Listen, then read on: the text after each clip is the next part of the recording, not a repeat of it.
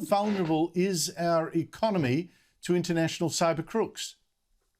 Look, there are elements of the economy that are definitely vulnerable. There's no doubt about it. We are in a transition period of hopefully an upward slope of cyber securing our industries so that that vulnerability will reduce. But right now, there is a ways to travel yet. And how does this system actually work? I mean, we get so many, warnings about what, don't open emails from. How does it work that it tricks these really, really big companies that you thought might have the money to employ sophisticated security? Well, I mean, there are a couple of different things. So first of all, you're only as strong as the last employee on the chain, right? So if you have someone, particularly they're working from home, they're at their kitchen table, maybe they're on their teenage son's laptop, and heaven knows what else is on there, and they, and they're, I'll just jump into my email from here. Okay, so they're not using two-factor authentication. Maybe they're not being careful about what they click on or not. Maybe the machine hasn't been hardened by the IT department, and all of a sudden you have a point of vulnerability to the whole company. And this is not an individual employee's fault. People are becoming more aware not to click on dodgy links, but it's a learning curve. And part of the problem is also that historically boards haven't necessarily invested in IT cybersecurity in companies because it's not a revenue center, it's a cost center.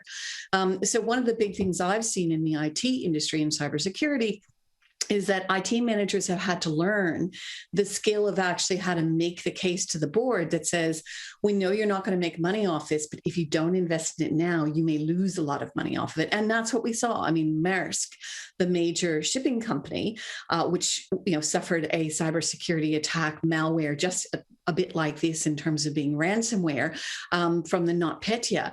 I mean, they lost close to $1 billion Australian dollars over it. They had literally hundreds of shipping containers around the world in different oceans, free floating in the ocean, unable to know where they were supposed to go because they had 40,000 computers that were taken down. So I want to pick up on something you said there about, maybe the heightened risk with people during this pandemic accessing emails, say from home or something like that, from a computer off-site.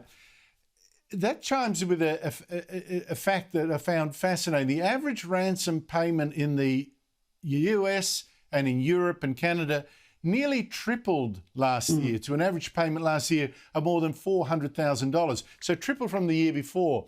Does that explain it, that so many people were a bit slack during the pandemic, they're a bit more vulnerable?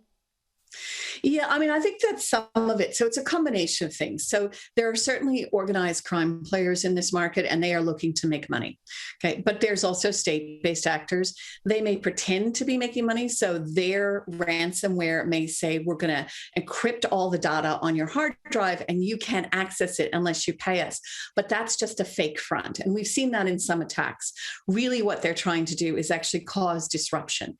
And so that was the case, for example, NotPetya in Ukraine that attacked an accounting software firm and then infected all the companies that used the standard software to lodge their tax returns. And they were asking for, I think, 300 Bitcoin or something, which is clearly not a realistic claim. So there's a kind of combination, if you will, there's a spectrum of different sort of attacks going on. And I think more people are paying. And it's unfortunate. I mean, the authorities say don't pay, but it's really hard. You're running a company, and what are you going to do? All of a sudden, the whole thing is taken down. You can't do any work. Your employees are in turmoil. No one can talk to each other. It's really hard not to pay. So you got to feel for them to some degree. The key thing is to make sure that your systems are properly patched.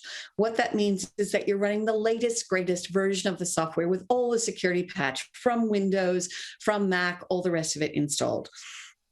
You need to be running password managers, and you need to use two-factor authentication. But Suelette, who's actually doing this stuff? Is it just criminals? Or can we suspect the Russian government, the Chinese dictatorship be encouraging this? Because obviously it is a brilliant way for them to destabilise an economy at a time that they might choose. And can these people be caught?